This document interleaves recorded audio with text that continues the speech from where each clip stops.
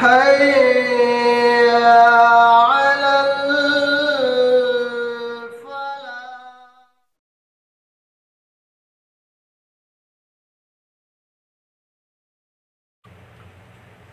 الحمد لله رب العالمين والصلاة والسلام على رسوله الكريم أما بعد. أعوذ بالله من الشيطان اللعين الرجيم من همزه ونفثه ونفخه. بسم الله الرحمن الرحيم. فإن طلقها فلا تحل له من بعد حتى تنكح زوجا غيره. فإن طلقها فلا جناح عليهما أن يتراجعا إن ظنا أن يقيما حدود الله وتلك حدود الله يبينها لقوم يعلمون. وإذا طلقتم النساء فبلغن أجلهن فأمسكوهن بمعروف أو سرحوهن بمعروف ولا تمسكوهن ضرارا لتعتدوا ومن يفعل ذلك فقد ظلم نفسه ولا تتخذوا آيات الله هزوا واذكروا نعمة الله عليكم وما أنزل عليكم من الكتاب والحكمة يعظكم به واتقوا الله واعلموا ان اللہ بكل شيء علیم. پچھلی آیتوں میں اللہ رب العالمین نے طلاق اور خلا کے احکامات بیان فرمائے. اسی کا تتمہ ان آیات کے اندر اللہ نے بیان کیا. فرمایا کہ فَإِن طَلَّقَهَا فَلَا تَحِلُّ لَهُ مِن بَعْدُ حَتَّى تَنكِحَ زَوْجًا غَيْرَهُ. کہ اگر کسی نے اپنی بیوی کو تیسری طلاق دی فَلَا تَحِلُّ لَهُ مِن بَعْدُ حَتَّى تَنكِحَ زَوْجًا غَيْرَهُ تو وہ اس کے لیے حلال نہیں ہے اس کے بعد یہاں تک کہ وہ کسی اور مرد سے دوسرے سے اس کا نکاح ہو جائے. فَإِن طَلَّقَهَا فَلَا جُنَاحَ عَلَيْهِمَا أَن يَتَرَاجَعَا پھر اگر وہ دوسرا مرد اس کو طلاق دے تو پھر اس کے بعد ان دونوں کے لیے کوئی حرج نہیں ہے کہ یہ دونوں آپس میں ایک دوسرے کو رجوع کر لیں. ان ظنا ان یقیما حدود اللہ اگر یہ سمجھتے ہیں کہ یہ لوگ اللہ تعالیٰ کی حدود کو قائم کر سکتے ہیں. وتلک حدود اللہ اور یہ اللہ رب العالمین کی حدود ہے. یبینھا لقوم یعلمون عقل مند قوم کے لیے اللہ رب العالمین ان چیزوں کو کھول کھول کر واضح طور پر بیان کرتا ہے. جیسا کہ گزشتہ آیت میں بتایا گیا تھا کہ طلاق مرتان کہ طلاق جو ہے وہ 2 مرتبہ ہے. پہلی طلاق اگر آدمی اپنی بیوی کو دے تو دوسری طلاق تک اس کو اپنی بیوی سے رجوع کرنے کا حق حاصل ہے. یا پھر اگر دوسری بھی طلاق اگر دے دے تو تیسری طلاق ہونے تک آدمی کو یہ اختیار یہ حق ہے کہ وہ اپنی بیوی سے دوبارہ رجوع کر سکتا ہے. لیکن اس آیت کے اندر تیسری طلاق کے بعد کی بات بیان فرمائی گئی کہ اگر آدمی اپنی بیوی کو تیسری طلاق دے دے تو تیسری طلاق کے بعد اس کو یہ اختیار نہیں ہے وہ حق نہیں ہے کہ وہ دوبارہ اپنی بیوی کی طرف رجوع کر لے. تیسری طلاق کے بعد مکمل طور پر دونوں میاں بیوی کے درمیان طلاق واقع ہو جاتی ہے. اللہ رب العالمین نے ایک شرط رکھی ہے کہ اگر تیسری طلاق کے بعد بھی عورت اپنے پرانے شوہر کے پاس اگر جانا چاہتی ہے تو اس کے لیے شرط یہ ہے کہ اس عورت کا کسی دوسرے مرد سے نکاح ہو جائے. اور اگر وہ دوسرا مرد اتفاقاً اس بیوی کو طلاق دے یا پھر اس دوسرے مرد کا انتقال ہو جائے تو پھر یہ بیوی جو ہے یہ عورت اپنے پہلے شوہر کے لیے حلال ہو جائے گی. اس میں بڑے غور اور فکر کرنے والی بات یہ ہے کہ دوسرے مرد سے جو عورت کا نکاح ہو رہا ہے وہ مرد جو ہے عورت سے طلاق دینے کی نیت سے نکاح نہ کرے. یہ بڑی بنیادی شرط اس کے اندر ہے جس کو سمجھنا بہت لازم ہے کہ عورت اپنے پہلے شوہر کے لیے کب حلال اور جائز ہوگی دوبارہ کہ جب اس عورت کا کسی دوسرے مرد سے نکاح ہو جائے اور وہ نکاح طلاق دینے کی غرض سے نہ ہو. اس غرض سے نہ ہو کہ میں اس عورت سے نکاح کر لوں گا بعد میں اس کو طلاق دے دوں گا یہ اپنے پہلے شوہر کی طرف چلی جائے گی. اس غرض اس نیت سے اس کا نکاح نہ ہو بلکہ نکاح کی نیت سے، نباہ کی نیت سے اس عورت کے ساتھ اس مرد کا نکاح ہو، اور اتفاقاً اگر اس عورت کی دوسرے مرد سے طلاق ہو جائے یا اس کا دوسرا شوہر انتقال کر جائے، تو پھر یہ عورت جو ہے وہ پہلے مرد کے لیے حلال اور جائز ہو جائے گی، وہ اپنے پہلے شوہر سے دوبارہ جدید نکاح جدید مہر پر کرے گی۔ لیکن اگر کوئی مرد عورت سے اس غرض سے نکاح کرتا ہے کہ اس عورت کو پہلے شوہر کے لیے حلال کرنا ہے، اس غرض سے اگر کوئی آدمی نکاح کرتا ہے یا کوئی عورت نکاح کرتی ہے، تو پھر ایسا نکاح شریعت کی نگاہ میں، اسلام کی نگاہ میں جائز نہیں ہے بلکہ حرام ہے۔ اللہ کے رسول صلی اللہ علیہ وسلم نے لعنت برسائی ہے ایسے لوگوں پر جو حلالہ کرواتے ہیں یا حلالہ کرتے ہیں۔ حلالہ کا مطلب ہے کہ پہلے شوہر کے لیے حلال کرنے کی غرض سے اس عورت سے نکاح کرنا، بعد میں اس کو طلاق دے دینا، چھوڑ دینا۔ تو اس قسم کا حلالہ کرنا یا حلالہ کروانا یہ بڑی لعنت زدہ فعل ہے۔ اللہ کے رسول صلی اللہ علیہ وسلم نے بڑی لعنت بھیجی ہے اس مرد پر یا اس عورت پر۔ لہٰذا یہ بات ذہن نشین ہونی چاہیے کہ دوسرے مرد سے اس عورت کا نکاح ہو، اور اتفاقاً اگر اس مرد نے بھی اس کو طلاق دی ہو یا پھر دوسرے مرد کا اگر انتقال ہو جائے، تو ایسی صورت میں وہ عورت پہلے شوہر کے لیے جائز اور حلال ہوگی۔ وہ دونوں پھر اپنا مہر مقرر کریں گے نئے سرے سے، اور پھر اپنا نکاح نئے سرے سے کریں گے۔ اسی کو اللہ تعالیٰ نے یہاں پر بیان کیا۔ پھر فرمایا کہ فَإِن طَلَّقَا فَلَا جُنَاحَ عَلَيْهِمَا أَن يَتَرَاجَعَا إِن ظَنَّا أَن يُقِيمَا حُدُودَ اللَّهِ، اگر وہ یہ سمجھتے ہیں کہ وہ اللہ تعالیٰ کی حدود کو قائم کر سکتے ہیں۔ پھر اللہ نے بیان کیا کہ وَتِلْكَ حُدُودُ اللَّهِ لِيُبَيِّنُهَا لِقَوْمٍ يَعْلَمُونَ، یہ اللہ رب العالمین کے حدود ہیں۔ نکاح کے معاملے میں پچھلی آیتوں کے اندر بھی بار بار اللہ نے حدود اللہ کا تذکرہ بیان فرمایا کہ یہ جو نکاح کے احکامات ہیں، یہ جو نکاح کا بندھن ہے، یہ جو نکاح کا رشتہ ہے، یہ صرف میاں بیوی کے درمیان کا ایسا رشتہ نہیں ہے کہ وہ صرف دنیا میں زندگی بسر کر لے، بلکہ یہ رشتہ اللہ رب العالمین نے اس کو حدود اللہ سے تعبیر کیا کہ یہ اللہ کے حدود ہیں، یہ اللہ کے قوانین ہیں۔ یعنی اگر کوئی میاں بیوی ایک دوسروں کی حقوق کو ادا کرتے ہیں اچھے طور سے، صحیح طریقے سے، اس کا مطلب یہ ہے کہ وہ اللہ کے حدود کی پابندی کرتے ہیں۔ اور اگر کوئی میاں بیوی، اگر کوئی شوہر بیوی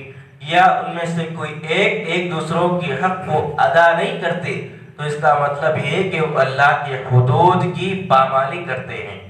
یعنی یہ اللہ کے حدود ہے، یہ اللہ کے دستور ہے۔ نکاح کا معاملہ یہ اللہ رب العالمین کے حدود ہیں۔ پھر فرمایا آگے کی آیت کے اندر کہ فَإِذَا طَلَّقْتُمُ النِّسَاءَ فَبَلَغْنَ أَجَلَهُنَّ فَأَمْسِكُوهُنَّ بِمَعْرُوفٍ أَوْ سَرِّحُوهُنَّ بِمَعْرُوفٍ، کہ اگر تم نے عورتوں کو طلاق دے دی اور وہ عورتیں اپنی عدت کے دن مکمل کر لیں، یعنی دوسری طلاق کے بعد عورت اپنی مدت مکمل کر لے، عدت مکمل کر لے 2 مہینے کی، تو اللہ نے اس کے بعد کا حکم بیان کیا کہ فَأَمْسِكُوهُنَّ بِمَعْرُوفٍ أَوْ سَرِّحُوهُنَّ بِمَعْرُوفٍ۔ تو 2 عدت مکمل کرنے کے بعد یا تو عورت کو اچھی طریقے سے اپناؤ یا پھر اچھی طریقے سے اس کو چھوڑ دو۔ اچھی طریقے سے یعنی بھلائی کے ساتھ، نیکی کے ساتھ اس کو اپنا لو، رجوع کر لو اس سے 2 طلاق کے بعد، یا پھر 2 طلاق کے بعد ایک اور طلاق دے کر معروف طریقے سے، اچھے طریقے سے، بھلائی کے ساتھ اس کو آزاد کر دو، اس کو چھوڑ دو۔ وَلَا تُمْسِكُوهُنَّ ضِرَارًا لِتَعْتَدُوا، اور عورت کو نقصان پہنچانے کے لیے یا اس پر زیادتی کرنے کی غرض سے عورت کو اپنے پاس روک کر نہ رکھو۔ یعنی 2 طلاق ہو گئی، 2 طلاق کے بعد بھی مرد اپنی عورت سے رجوع کرتا ہے، اور رجوع نکاح کو نبھانے کے لیے نہیں بلکہ عورت پر ظلم کرنے کے لیے، عورت کو ستانے کے لیے، عورت پر جبر کرنے کے لیے مرد اگر عورت سے رجوع کرتا ہے تو اللہ تعالیٰ نے اس چیز سے ایمان والوں کو منع کیا ہے۔ اگر عورت سے، اپنی بیوی سے نباہ نہیں ہو رہا ہے، نہیں بن رہی ہے، تو 2 نکاح کے بعد اللہ رب العالمین نے یہ اجازت دی ہے کہ اچھائی کے ساتھ، بھلائی کے ساتھ، بنا کسی جھگڑے کے، بنا کسی ظلم و سرکشی کے عورت کو آزاد کر دو، چھوڑ دو، یا اگر عورت سے رجوع کرنا چاہتے ہو تو بھلائی اور اچھائی کے ساتھ عورت کے ساتھ رجوع کر لو۔ پھر فرمایا کہ وَمَن يَفْعَلْ ذَلِكَ فَقَدْ ظَلَمَ نَفْسَهُ، اگر کوئی آدمی ایسا کرتا ہے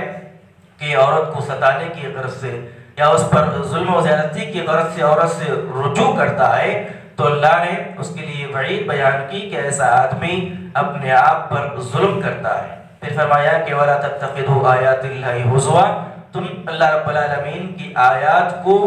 مذاق کا نشانہ نہ بناؤ۔ وَاذْكُرُوا نِعْمَةَ اللَّهِ عَلَيْكُمْ وَمَا أَنزَلَ عَلَيْكُمْ مِنَ الْكِتَابِ وَالْحِكْمَةِ يَعِظُكُمْ بِهِ، اور تم اللہ کی اس نعمت کو یاد کرو تم پر کہ اللہ تعالیٰ نے تم پر کتاب اور حکمت کو نازل کیا کہ جس کے ذریعے تم کو نصیحت کی جاتی ہے۔ وَاتَّقُوا اللَّهَ، اور اللہ رب العالمین سے ڈرو۔ وَاعْلَمُوا أَنَّ اللَّهَ بِكُلِّ شَيْءٍ عَلِيمٌ، اور یہ بات جان لو کہ اللہ رب العالمین ہر چیز کو جاننے والا ہے۔ تو اللہ رب العالمین نے کہا کہ جو آدمی اپنی بیوی پر ظلم کرنے کی غرض سے بیوی سے رجوع کرتا ہے تو ایسا آدمی ظالم ہے، اور ایسے لوگوں کو اللہ رب العالمین نے وہ ایک وارننگ دی کہ تم اللہ تعالیٰ کی آیات کے ساتھ کھلواڑ نہ کرو۔ مذاق میں اگر آدمی اللہ رب العالمین نے بیان کیا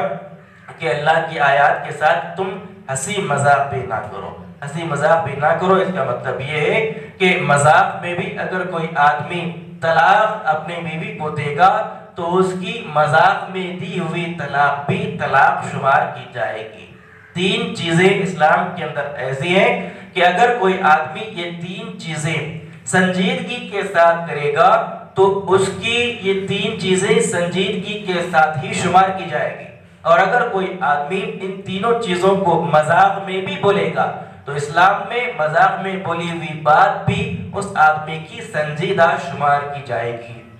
ایک تو نکاح، دوسرا طلاق، اور تیسرا غلام کو آزاد کرنا۔ یہ تین چیزیں ایسی ہیں، نکاح، طلاق اور غلام کو آزاد کرنا، یہ تین چیزیں ایسی ہیں کہ اگر آدمی سیریسلی اگر بولے گا تو اس کی بات کو سیریس لیا جائے گا، اور اگر مذاق میں بھی بولے گا یہ تین چیزیں تو اس کے باوجود اس کی بات کو سیریس ہی لیا جائے گا۔ یعنی اگر آدمی مذاق میں اگر طلاق دیتا ہے تو اس کی طلاق ہی شمار کی جائے گی۔ ایسا نہیں ہو سکتا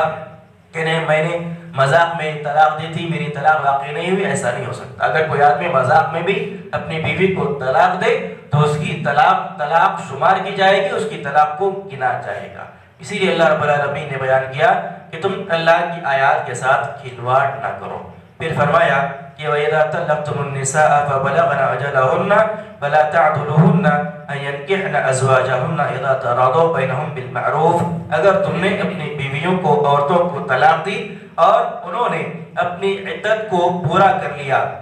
تو فَلَا تَعْضُلُوهُنَّ أَن يَنكِحْنَ أَزْوَاجَهُنَّ إِذَا تَرَاضَوْا بَيْنَهُم بِالْمَعْرُوفِ، تو تم ان عورتوں کو اپنے شوہروں کی طرف لوٹنے سے، رجوع کرنے سے نہ روکو۔ اذا تراضوا بینہم بالمعروف، اگر میاں بیوی ایک دوسروں کے ساتھ حق کے ساتھ، دستور کے ساتھ ایک دوسروں کے ساتھ ملنے کے لیے راضی ہو جائیں۔ اللہ رب العالمین نے اس آیت کریمہ کے اندر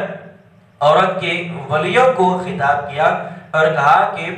دو طلاق کے بعد اگر عورت اپنے شوہر کے ساتھ رجوع کرنا چاہتی ہے اور اس کا شوہر بھی بھلائی کے ساتھ، اچھائی کے ساتھ اپنی بیوی سے رجوع کرنا چاہتا ہے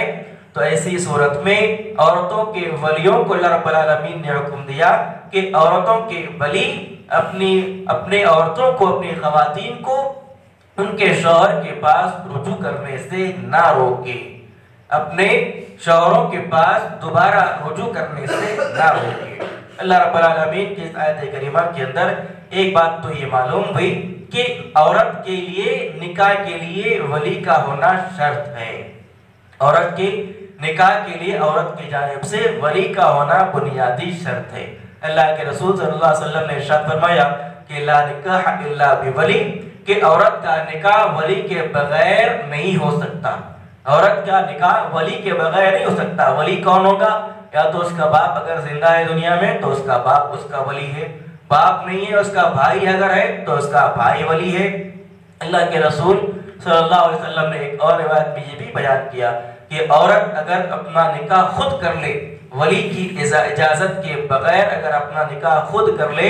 تو اللہ کے رسول صلی اللہ علیہ وسلم نے اس کے لیے صاف الفاظ میں یہ بیان کیا کہ فنکاحها باطل فنکاحها باطل فنکاحها باطل، 3 دفعہ اللہ کے نبی نے ارشاد فرمایا کہ اس کا نکاح باطل ہے، اس کا نکاح باطل ہے، اس کا نکاح باطل ہے کہ جو عورت اپنے ولی کی اجازت کے بغیر عقد کرتی ہے، شادی کرتی ہے اور نکاح کرتی ہے۔ اس سے یہ بات معلوم ہوئی کہ عورت کا نکاح ولی کے بغیر نہیں ہو سکتا، اور اگر کوئی آدمی ولی کے بغیر عورت سے نکاح کرتا ہے تو اس کا نکاح نہیں ہوگا۔ آج کل کے معاشرے کے اندر یہ جو محبت کی شادیوں کا رواج چل پڑا ہے، لو میرج کا رواج چل پڑا ہے، اس کے اندر بہت مرتبہ ایسا ہوتا ہے کہ لڑکی کو اٹھا کر، لڑکی کو بھگا کر دور دراز مقام پر لے جایا جاتا ہے، اور نہ لڑکی کا کوئی ولی وہاں پر ہوتا ہے، نہ لڑکی کے خاندان والا کوئی وہاں پر ہوتا ہے، بلکہ لڑکے کے دوست ہوتے ہیں، لڑکے کے احباب ہوتے ہیں، لڑکے کے خاندان والے ہوتے ہیں، لڑکی کا لڑکے کا نکاح کر دیا جاتا ہے، اور یہ سمجھا جاتا ہے کہ یہ نکاح درست ہو گیا، یہ نکاح صحیح ہو گیا۔ حالانکہ در حقیقت اللہ کے رسول صلی اللہ علیہ وسلم کی اس قول کے مطابق، آپ کے اس فرمان کے مطابق وہ نکاح حقیقی معنی میں نکاح نہیں ہوا، اور اگر کوئی ایسا آدمی ایسا نکاح کرتا ہے تو اس کو اللہ کے رسول صلی اللہ علیہ وسلم کے اس فرمان کے مطابق اپنے نکاح کا جائزہ لینا چاہیے۔ اللہ کے نبی نے فرمایا کہ فنیحا نکاحها باطل، اس کا نکاح باطل ہوا، اور جب نکاح باطل ہوا اس کے باوجود وہ دونوں لڑکا لڑکی ایک ساتھ رہتے ہیں، ازدواجی تعلقات قائم کرتے ہیں، تو پھر وہ حلال تعلقات نہیں ہوئے، وہ حرام تعلقات ہیں، اور وہ نکاح نہیں بلکہ زنا کے اندر اس کا شمار کیا جائے گا۔ تو اللہ رب العالمین نے عورتوں کے لیے نکاح کے لیے ولی کی شرط رکھی ہے، اور دوسری بات اس سے یہ بھی معلوم ہوئی کہ ولیوں کو بھی اللہ رب العالمین نے یہ تاکید کی کہ ولی بھی اپنی عورتوں کا نکاح کرانے کے لیے اپنی لڑکیوں اور اپنی عورتوں کی رضامندی کا خیال رکھیں۔ اگر اللہ نے کسی کو ولی بنایا ہے تو ولی اپنے طرف سے ظلم کے ساتھ، ستم کے ساتھ اپنی عورتوں کا نکاح نہیں کر سکتے، بلکہ ولیوں کو بھی اس بات کی تاکید ہے کہ وہ اپنی لڑکیوں کی رضامندی کو شامل رکھے نکاح کے اندر۔ ایسا نہیں ہے کہ لڑکی کو رشتہ پسند نہیں ہے، ولی اپنے مفاد کی خاطر لڑکی کا نکاح کروانا چاہتا ہے، یہ نکاح بھی درست نہیں ہے۔ اللہ کے رسول صلی اللہ علیہ وسلم کے زمانے میں ایسے ہی ایک نکاح ہوا، اور تو لڑکی کے بھائی نے اس نکاح سے انکار کیا، تو اللہ رب العالمین نے آیت نازل فرمائی، اس بات کی تاکید کی کہ لڑکیوں کے ولیوں کے لیے اس بات کی اجازت نہیں ہے کہ وہ اپنے مفاد کی خاطر اپنی لڑکیوں کا نکاح کسی اور جگہ کروائے، حالانکہ اس لڑکی کو وہ نکاح پسند نہیں ہے۔ تو لڑکیوں کے ولیوں کے لیے بھی یہ بات کی تاکید ہے کہ وہ بھی اپنی لڑکیوں کی رضامندی نکاح کے اندر شامل رکھے، اس کی خوشی کو اس کے نکاح کے اندر شامل رکھے۔ پھر اللہ نے بیان کیا کہ ذالک یوعظ بہ من کان منکم باللہ یؤمن باللہ والیوم الآخر، یہ اللہ رب العالمین نصیحت کرتا ہے ان لوگوں کے لیے کہ جو اللہ پر، یوم آخرت پر ایمان رکھتے ہیں۔ ذالکم ازکی لکم واطہر واللہ یعلم وانتم لا تعلمون، یہ تمہاری پاکیزگی اور طہارت کے لیے ضروری ہے، اللہ رب العالمین جو جانتا ہے تم نہیں جانتے۔ یعنی اللہ رب العالمین نے یہ جو ولی کی شرط رکھی ہے نکاح کے لیے عورت کے لیے، اس میں جو حکمت ہے وہ اللہ رب العالمین ہی جانتا ہے، اللہ ہی اس کو جانتا ہے۔ بہت سے لوگ اعتراض کرتے ہیں، خاص طور غیر قومیں جو اسلام پر اعتراض کرتے ہیں، ان کا اعتراض یہ بھی ہوتا ہے کہ مرد کو اللہ نے ولی کی شرط نہیں رکھی، لیکن اسلام میں عورت پر ظلم کیا ہے کہ عورت کو نکاح کے لیے اللہ نے ولی کی شرط رکھی ہے، یہ اعتراض کیا جاتا ہے۔ تو اللہ نے اس کا جواب دیا کہ ولی کی جو شرط اللہ نے عورت کے لیے رکھی ہے اس کے اندر کئی ساری حکمتیں ہیں،